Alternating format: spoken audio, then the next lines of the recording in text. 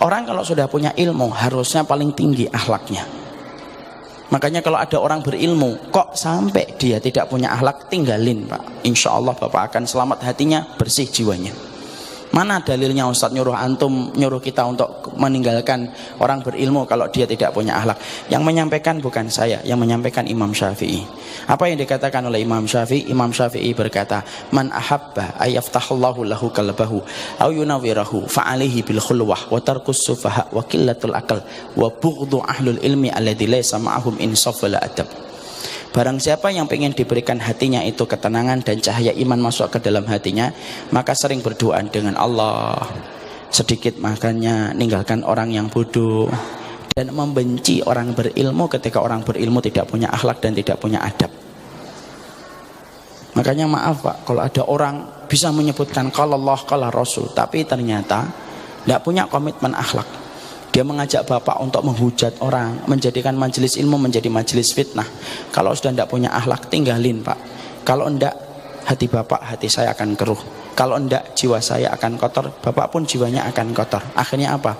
Akhirnya menjadikan kita menikmati permusuhan ketika hati kita sudah kotor. Orang itu Pak, kalau hatinya sudah kotor, ngelihat musuh itu dari orang kafir itu seakan-akan tidak ada. Yang dilihat orang mukmin ditempatkan sebagaimana orang kafir. Orang kafir selamat dari lesannya, orang mukmin tidak pernah selamat dari lesannya. Makanya lihat bagaimana komitmen akhlak. Makanya orang semakin tinggi ilmunya semakin mulia bagaimana kehidupan akhlaknya. Saya pernah ketemu Pak Syekh Abdullah Asy-Syinkiti, putra dari Syekh Al-Amin Asy-Syinkiti, salah satu ulama besar. Tapi perhatikan, orangnya hati-hati, ngomongnya bicaranya hati-hati. Ketika saya bertanya, Syekh, bagaimana kita menghadapi para thalabatul ilmi, para penuntut-penuntut ilmu yang begitu mudah menyesatkan. Kemudian dia berkata, ana bari'um minhum. Saya berlepas diri dari orang yang semacam itu. Itu setingkat anak dari seorang mufti besar, qadhi, yaitu Al-Amin Asy-Syinkiti. Itu orang Pak. Makanya kemudian pastikan ilmu yang kita pelajari itu menjadikan hati kita bersih Pak. Orang kalau ngaji hatinya kotor dan keruh, orang kafir tidak kelihatan, orang mukmin dianggap orang kafir. Dan kalau sudah semacam itu rusak Pak.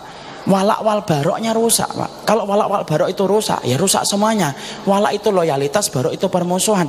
Loyalitasnya dibangun kelompok, permusuhannya dibangun atas golongan. Itu kan rusak. Dan itu menjadikan kita tidak bersaudara.